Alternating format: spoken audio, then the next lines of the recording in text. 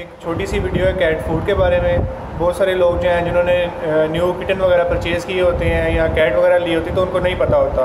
तो बेसिकली जो cat food है इसको हम 3 कैटेगरीज़ में डिवाइड करते हैं। एक होता है जो 2 मंथ तक दे होता है, वो आपने मतलब कह लें जब किटन पैदा होता है तो उसने अपनी मदर फीडिंग करनी होती है जो कि 2 माह तक उसको करवानी चाहिए।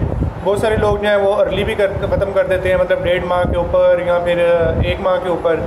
और बहुत सारा प्रॉब्लम दूसरा ये आता है कि समटाइम जो है ना वो कैट की डेथ हो जाती है या इस तरह के कोई इशू वगैरह होते हैं, कैट जो है वो किटन को मारती है, उसको फीडिंग नहीं करने देती। तो उसके लिए होता है वो मार्केट में मिल्क रिप्लेसर के नाम से आते हैं। आप अगर सर्च वगैरह करते हैं तो आपको रॉयल कैनन का मिल्क रिप्लेसर वगैरह इस तरह की चीज़ें आपको मिलती हैं, जिसे मतलब आप लोकल में इजीली ये कह सकते हैं कि वो डब्बे वाला दूध जैसे हम कहते हैं वो होता है उनके लिए, तो आप उनको वो दे सकते हैं। अगर आपको वो नहीं अवेलेबल तो उसके लिए फिर आप दूसरी ब्रांड्स पे चले जाते हैं जो कि ह्यूमन वगैरह के लिए होती हैं, या आप घर का जैसे दूध वगैरह आता है तो उन चीज़ों में चले जाते हैं। तो खैर उसके बाद जो 2 माह के बाद जो डाइट होती है वो बहुत सारे लोगों को पता नहीं होता। वो मार्केट में जाते हैं तो उनको ये तो पता होता है कि हमने कैट फूड लेनी है, लेकिन ये नहीं पता होता कि कौन सी वाली लेनी है। तो वो गलती के साथ जो है ना वो अडल्ट चूज़ करके ले आते हैं। अब कोई सी भी फीड लेने जाएंगे उसके ऊपर लिखा होगा कि ये किटन के लिए है या फिर जो है ना ये अडल्ट के लिए। तो बहुत सारे लोग जो है ना वो गलती से अडल्ट ले आते हैं, तो उनको बेसिकली जो है ना वो किटन परचेज़ करनी होती है। अब ये है कि इन दोनों में डिफरेंस क्या है और ये कब तक हमने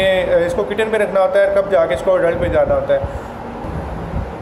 तो इसका अब हम डिफरेंस देखते हैं। ये बेसिकली किटन है और ये वाली जो है ना वो अडल्ट की है। तो अभी मैंने इसका आपको न्यूट्रिटिव प्रोफाइल का ग्राफ दिखाता हूँ। अगर आप इसमें देखें तो इसकी जो प्रोटीन कंटेंट है वो 34% है। इसी तरह ऑयल फैट्स वगैरह जो 22 और ऐश जो जिसे मिनरल्स कहते हैं वो 7% है। साथ इसके जो ना वाइटामिन्स की प्रोफाइल दी हुई है।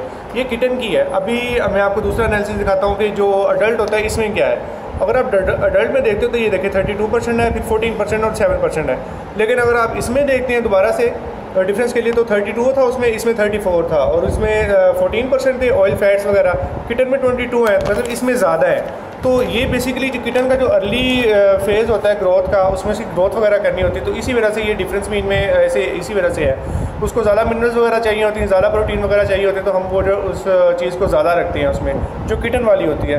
बाकी दूसरे लोग ये पूछते हैं कि किटन जो है वो कब से शुरू करवानी चाहिए और उसका एंड कब हमने करना है, कब उसको अडल्ट पे शिफ्ट करना है। तो कोई सी भी जो फीड लेते हैं बेसिकली उसके ऊपर लिखा होता है कि ये वाली फीड आपने इसको कब से शुरू करवानी है, उसको कितनी क्वांटिटी में देनी है और कब जाके आपने उसका एंड करवाना।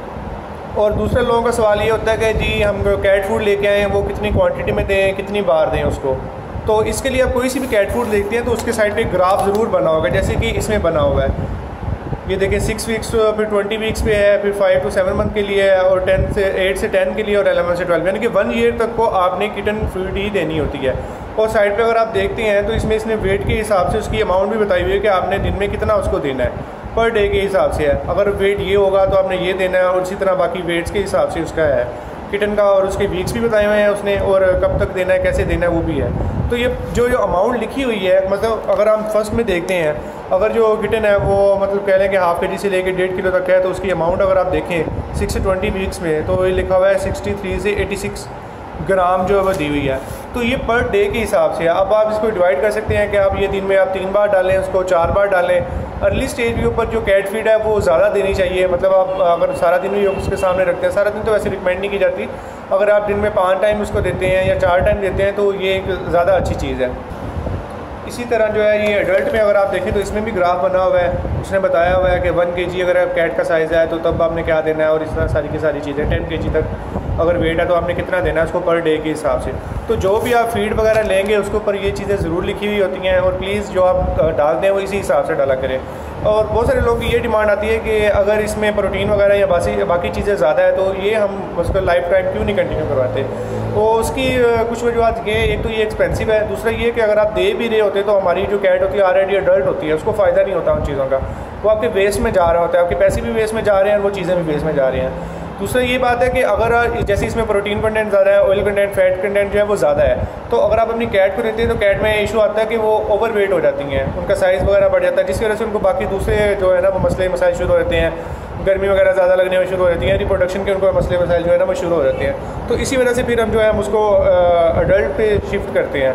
अडल्ट जो है फिर ये हमने सारी उसकी लाइफ टाइम के लिए उसको यही मतलब उसी फीड पे ऊपर रखना होता है। अब कोई सी भी मार्केट में फीड लेने जाएंगे प्लीज़ उसके ऊपर ज़रूर लिखा होगा ये किटन के लिए है, अडल्ट के लिए है, और जो ये चीज़ें हैं कि कितनी क्वांटिटी में देना है, कैसे देना है, ये भी वेरी करती हैं फीड टू फीड। तो इस चीज़ को ज़रूर पढ़ा करें और उसी हिसाब से आप जो है ना अपनी फीड दिया करें। Thank you so much.